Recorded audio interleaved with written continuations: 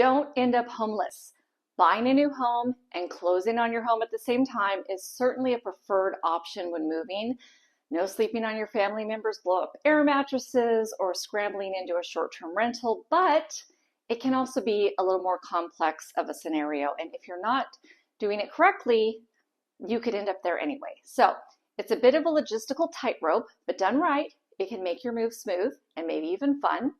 Okay, fun might be a stretch, but definitely smoother. So stick with me until the end because I'm doing a door number 3 option that most people and even most agents don't know exists. Now, if you're moving or even thinking about moving in the next even year from now, download my free Make Your Home Irresistible Before Listing checklist. It'll give you a head start on what buyers really care about. And it's way more than just cleaning the windows. And honestly, you can just get it. You don't have to put your email address in or anything. You can just have it. So first, some industry jargon for you. We call this scenario a simultaneous close, meaning you're buying and selling at the same time and ideally closing on both homes on the same day. So let's walk through this, assuming that you need to sell your current home in order to buy the next one using funds from that home for your down payment, right?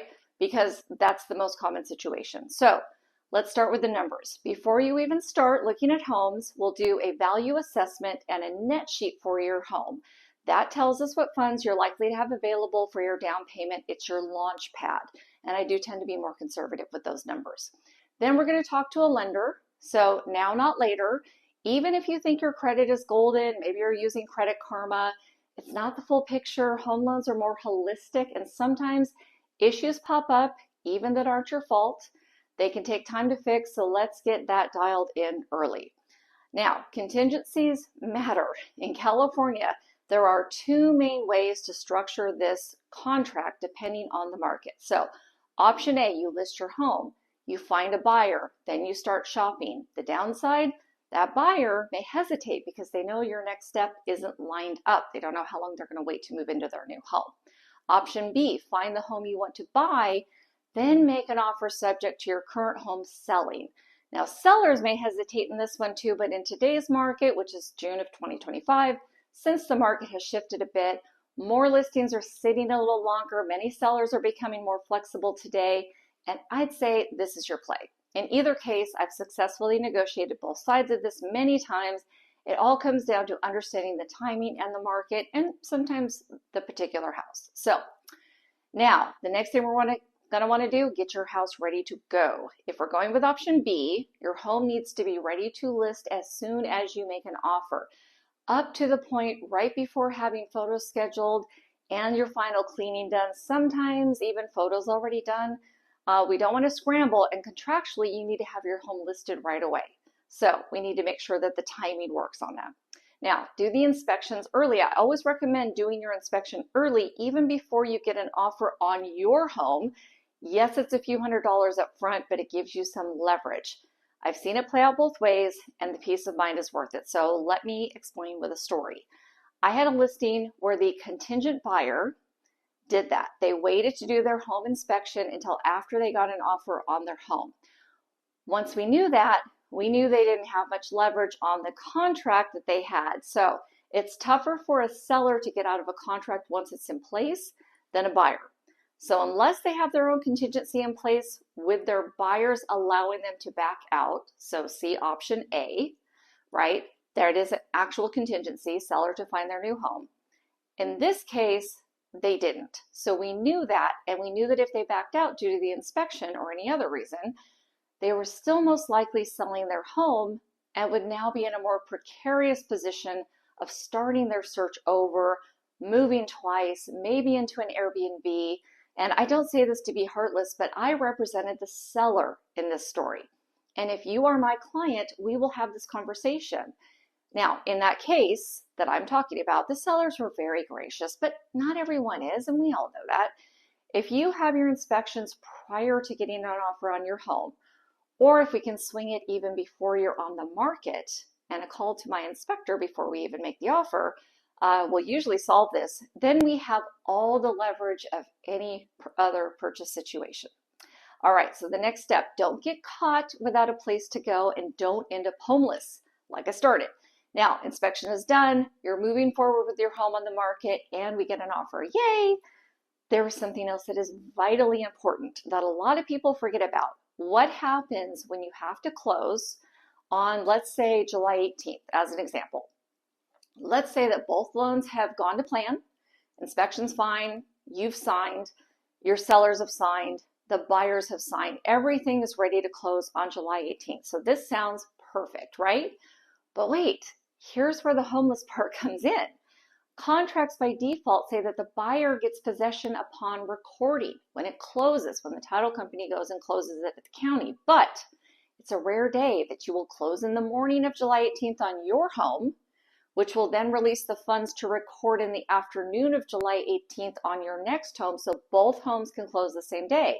Remember, you need the funds from your down payment because your lender will not release the funds for the rest of it until you have done that and it's moved over to the next one. But your buyer is entitled to possession upon recording. So you're following me? So here, maybe you're ahead of the game and you've got a truck sitting in the driveway, your place is empty, but if anything goes awry, one little issue can easily back things up for a day. Or maybe the sellers of the home you're buying, whoops, we weren't out as quickly as they thought. I've seen it happen. Not much you can do. Trust me, the sheriff's office they're not going to go kick them out. You actually have to go through the courts. So now what? I'll tell you what, you will not have this problem if when you're working on the contract where the buyers are purchasing your home, at that time, we just make sure that we negotiate that you get what's called closing plus 3 days. Or really it's closing plus extra days. 3 business days is kind of normal and usually sufficient. Now we're sitting pretty. So when your buyers close on time on July 18th, then something happens to your deal. Who knows, maybe the person who has to push the button to send the funds is out sick that day. It's all fine because you have time. So now it's Friday the 18th and the buyers knew they weren't moving in this weekend anyway. It's closing plus 3 days. They probably have plans for the next weekend. The person out sick comes back on Monday, pushes the button, you have your funds, and you close on Monday or Tuesday, and then you are able to finish up your packing a little more leisurely maybe, and maybe you're really sweet and you move out on Tuesday so you can have professional cleaners come in on Wednesday for those nice buyers who gave you extra time, and everybody's happy. Nobody is sitting there with a moving truck packed with all your worldly possessions in the parking lot of the nearest Hilton Express. And it is usually something that is negotiated for free. Even if it wasn't, I don't know about you, I would pay a little extra to have that peace of mind. So just make sure you tell your insurance company you'll be staying in the home an extra few days, right? Because that also protects your stuff.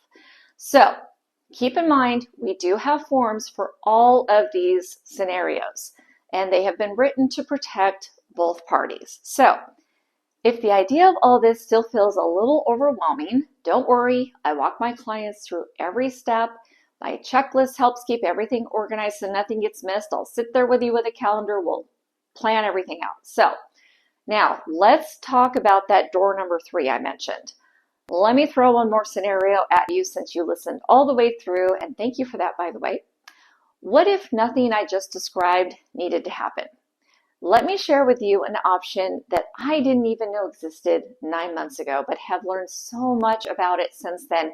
And I love this as another tool in your tool belt to getting you into the home you really want to be in.